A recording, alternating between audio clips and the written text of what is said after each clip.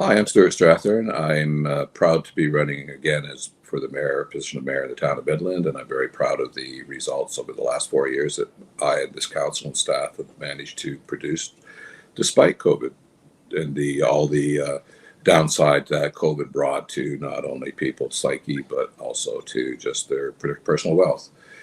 How the town is well positioned rather to adapt to COVID.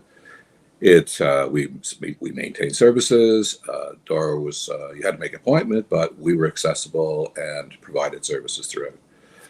I'm proud of the fact that council we rather than declare an emergency wherein staff would now be running the town, we decided that we would continue as council, that we would rely on the community safety folks, the emergency center for professional advice, and then take that advice and put it into policy and into practice. So, despite COVID, we did, and all the changes and regulations and all the things that happened in where the province would say, well, we're going to do this, and 3 weeks later, the implementation regulations would come out. Everybody's sitting there going, well, what are you doing?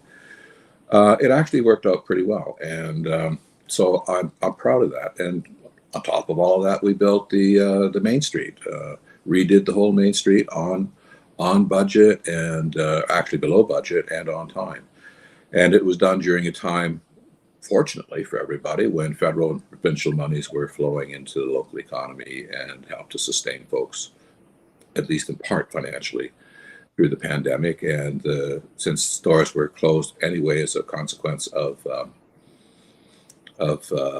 isolation requirements, funding was still available. So the pain was all compressed into that period of time, and the result is fabulous. And I think people would agree. I'm hearing from people from all over the province how beautiful our Main Street is, and in fact, it's been the reason for some people to move here.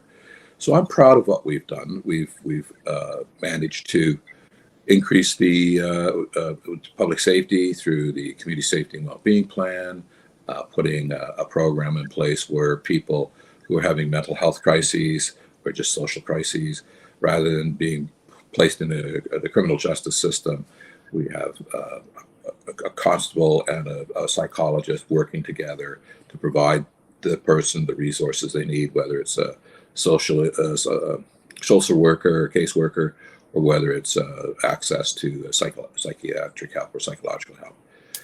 There's other aspects of community safety that we've put in place, just in terms of a grant from Simcoe County to look at placement of security cameras. We know that cameras are very effective in allowing the police to get to the bottom of crime much more quickly.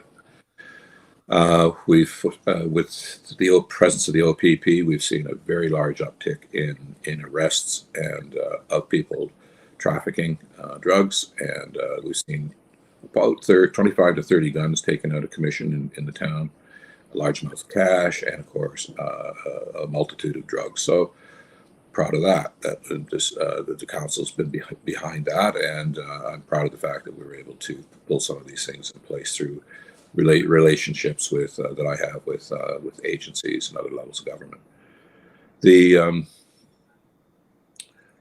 The housing, of course, everybody's well aware of the housing. We've been able to issues. We've been able to we acquired a piece of property on Bomb Beach Road, 20 acres, which is part of the underpinning, along with our other physical land assets, that we'll be able to apply to priming the pump, if you like, in terms of getting housing built that's attainable. And what do I mean by that? Well, people in the service sector, whether they're working in a restaurant or a hotel, or just whether they're working in retail, with the way prices have gone, housing's not accessible to them. It's not attainable. It's whether it's a rental or whether it's a purchase, it's very difficult. So we've put $150,000 into creating a package which will go to the Minister of Municipal Affairs and Housing, which allows us legally to present a bunch of tools to increase the likelihood of housing, attainable housing being built in Midland.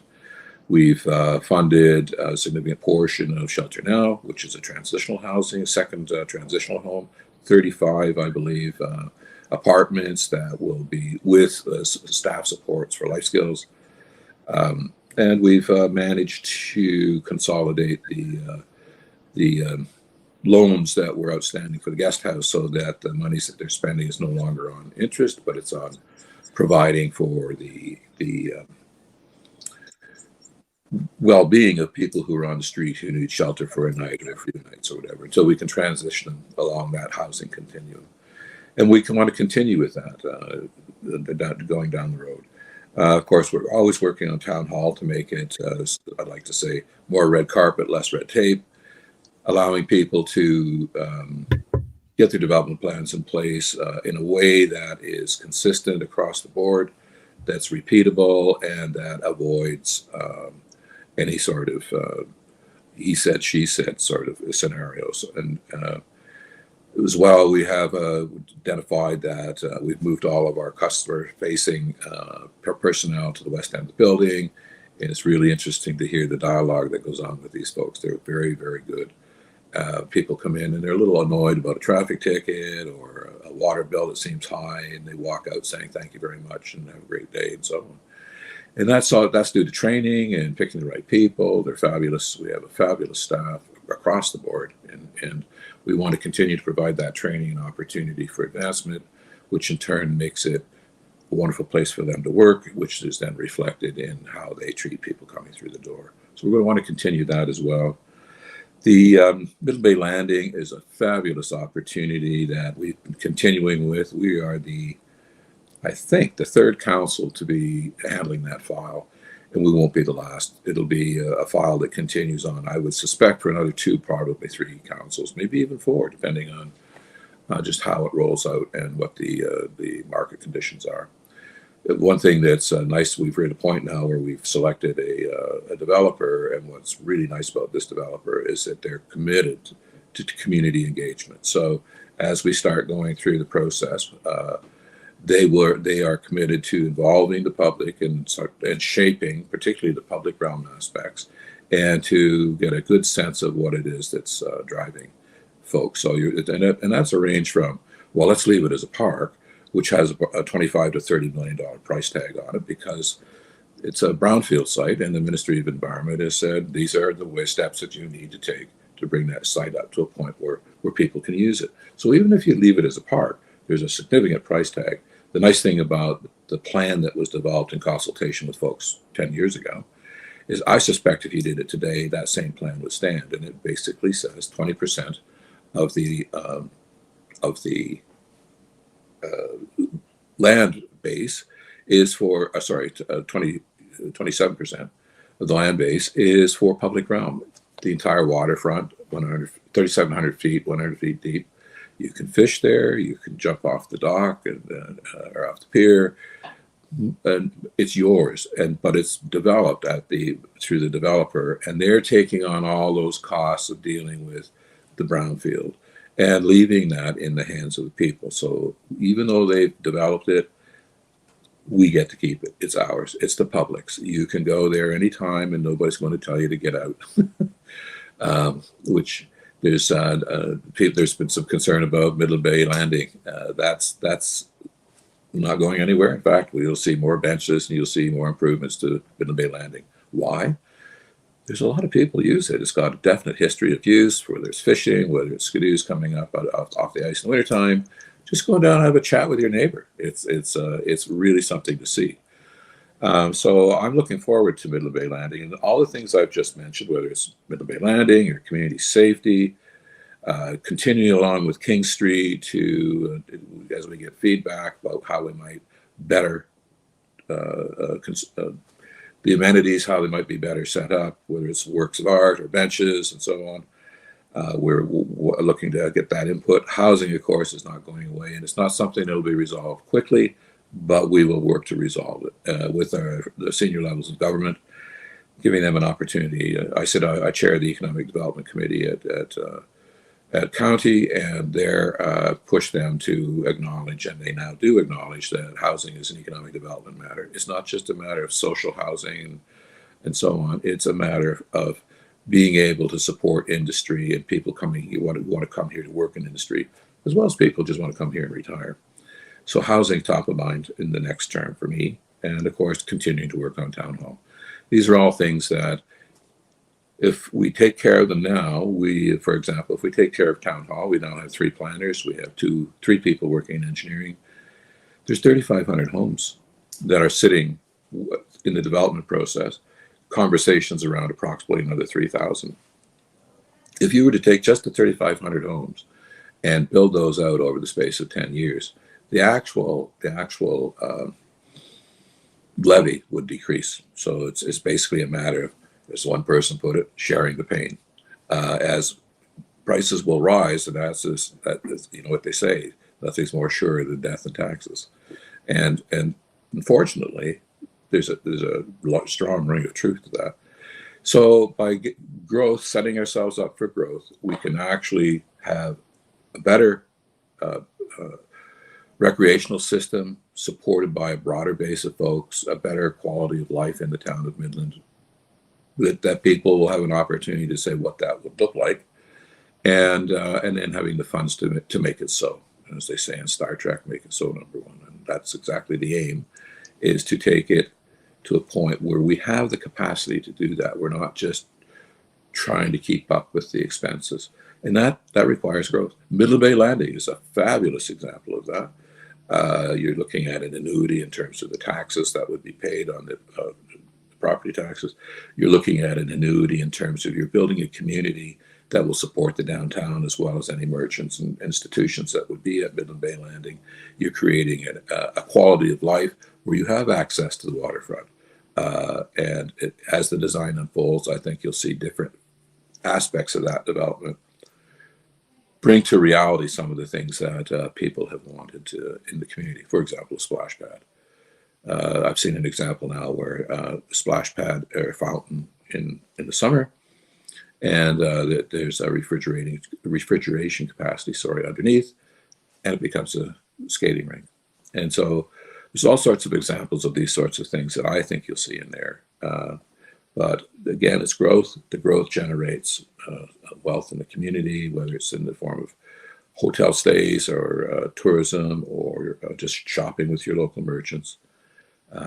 So that's what I want to work on in the next year. And I do have the ability my background is in business development in a firm that I helped start. We ended up in, I think, 7 countries, and they're at 7 countries now. They were just into their working on negotiations in the 6th when I retired. But I have the ability, I've demonstrated ability to bring those sorts of things to fruition. So, and that's in part because of my ability to listen to both sides. There are 3 sides or 4 sides, however many sides there might be, and bring them to a common understanding of what's best for everybody. And I have that skill, and I intend to bring it to bear again through the contacts I've made as mayor in this current term, well into the next term. And listening to me is about listening to everybody and coming to a common understanding of what's the most beneficial to the most people. Not just in terms of special interest groups, but everybody. And sometimes it means that I'm not going to get my way, but then I can see what the other way is the better way to get to what's best for the community. So, and that's sometimes you have to do that. You just have to step back and say, you know what? I think this guy's got a better idea. Why don't we go with that? This lady's got a fabulous idea for gardens, wildflower gardens for pollinators instead of just unkempt grass and that sort of thing. Listening, that's a real big thing, and I think we've been doing a bunch of that in this council through a lot of the planning. I'd encourage people to come out and make deputations to council. We're not necessarily always going to agree with you specifically, but we will make darn sure that what you say is debated and presented to staff, and getting an informed, different perspectives on the problem. So that's and why do I want to do this? Well, I'm 5th generation here. I went away to find work. I would just as soon have found work here because I kept coming back, and now here I am, supposedly retired here, but enjoying Midland and all that it has to offer. And I feel that I have, in the work that I've done in private sector and also in the research branch for natural resources, acquired skills that allow me to help Midland realize its potential. and the potential is huge. We just have to grab the brass ring and make it happen. And I'm the guy to do it. I just we've been just slowly the flower is unfolding and is coming into its own. The future is very bright. I want to continue the plans that we've laid that I, with staff and my council, have laid out, and well, I hope that you agree with that, and that you'll support me and this next council in terms of realizing those goals. Understanding that if we pull together, we will be the sum of the outcome will be greater than the sum of the parts, and that's really the key to success for any community that's been successful. That's the key to it. The outcome is greater than the sum of the parts. So with that, I hope you can see your way to support me in this election and allow us to continue in a path that, frankly, is going to take Midland to a whole new level, and not lose its identity, which is key. That's why people are coming here. So managing that growth, not just any growth, but manage growth in a way that Midland continues to be the Midland we all grew up in and love, and still has new people coming in with fresh ideas and helping to support the quality of life that we're aspiring to. So thank you. That was so good. Especially that end piece was so good.